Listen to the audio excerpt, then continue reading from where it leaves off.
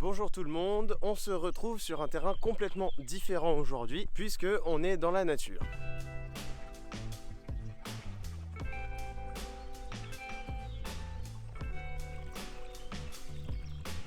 C'est bien sympa d'élever des fourmis chez soi, mais c'est quand même super important d'être capable de les observer dehors quand c'est possible. Bon, vous le savez, on est tous en confinement. J'ai quand même la chance d'avoir un terrain à côté de chez moi. Du coup, aujourd'hui, le but de cette vidéo, ça va être de vous en faire profiter aussi. Et pour l'occasion, j'ai trouvé hier un nid de Formica rufibarbis. On va découvrir cette espèce ensemble. Les Formica rufibarbis, c'est des fourmis très classiques qu'on peut retrouver de partout. Que ce soit en ville, dans les jardins, dans les prairies.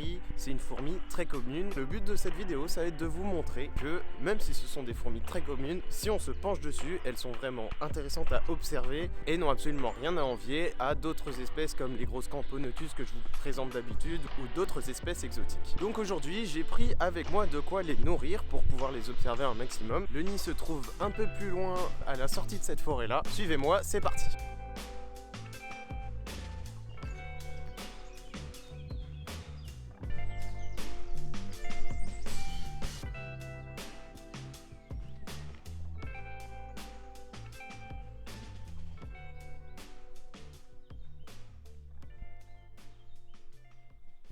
Nous voilà arrivés au fameux nid. Donc il est juste ici, toutes les galeries sont sous terre. C'est assez marrant parce que déjà, juste autour du nid, on retrouve différentes espèces. Je vois qu'il y a pas mal de tétramoriums autour du nid de Formica. Les tétramoriums, c'est des toutes petites fourmis, mais qui sont très présentes aussi dans ce genre de milieu. Donc on va voir si on peut trouver un peu des interactions entre les deux espèces. On va donc disposer un petit bout d'aluminium pour poser toute la nourriture et les observer. C'est parti! Dès qu'on approche du nid, si on ouvre l'œil et qu'il fait assez chaud, on peut observer des fourmis qui se baladent comme aléatoirement. On dit qu'elles fourragent. Elles sont à la recherche de la moindre source de nourriture. Du point de vue d'un autre insecte, l'aire de fourragement du nid est un dangereux guet-apens pour les plus faibles. Les cadavres, mais aussi les insectes blessés, les plus lents, ceux sans défense, qui auraient le malheur de tomber sur une exploratrice, seraient directement ramenés au nid pour y être dévorés.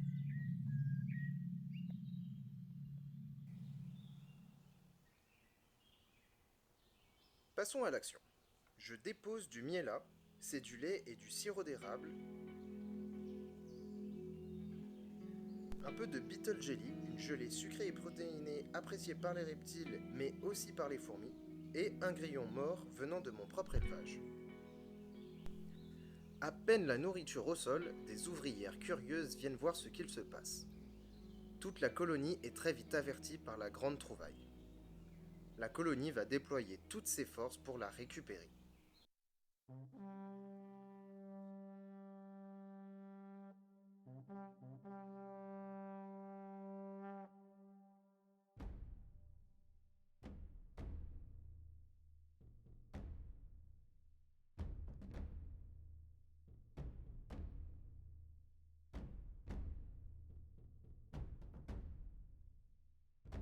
Au moins une cinquantaine de fourmis sortent pour remplir leurs jabots sociaux. Ils permettent de stocker la nourriture pour la redistribuer plus tard. Très vite, le miela est entièrement consommé et les ouvrières se concentrent sur la gelée. Un autre groupe d'ouvrières a trouvé le grillon. À ma plus grande surprise, elles ne le dissèquent pas sur place.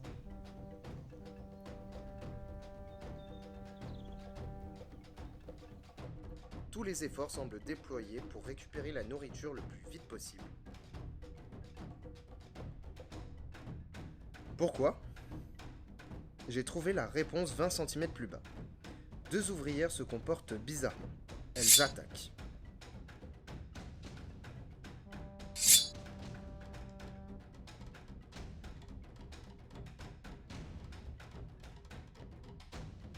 Des tétramoriums, de petites fourmis, mais qui n'en sont pas moins menaçantes, semblent intéressées par le festin.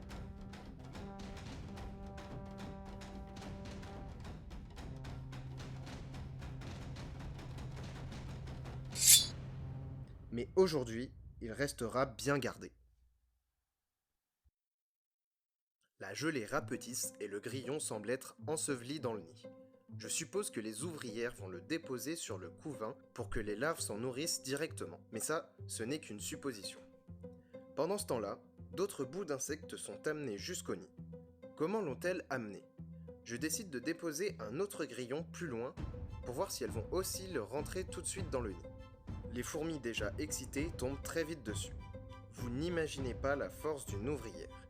Elle pourrait déplacer ça toute seule, mais le terrain semble la gêner. Très vite, d'autres ouvrières viennent à l'aide. Elle le débloque facilement et le traîne jusqu'à l'entrée du nid.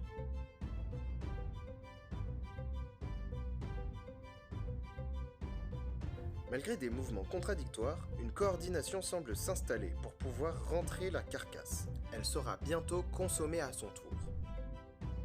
La gelée ne fera bientôt plus long feu et il est l'heure pour moi de vous montrer tout ça. Tous les jours, des choses incroyables se passent sous nos pieds sans que l'on s'en rende compte. Et il y a encore tellement de choses fascinantes à découvrir. On se retrouve bientôt pour explorer à nouveau ce monde miniature. En attendant, prenez soin de vous en ces temps de confinement et ouvrez les yeux sur les petites choses qui vous entourent. Abonnez-vous si ce format vous a plu. À très vite. Ciao!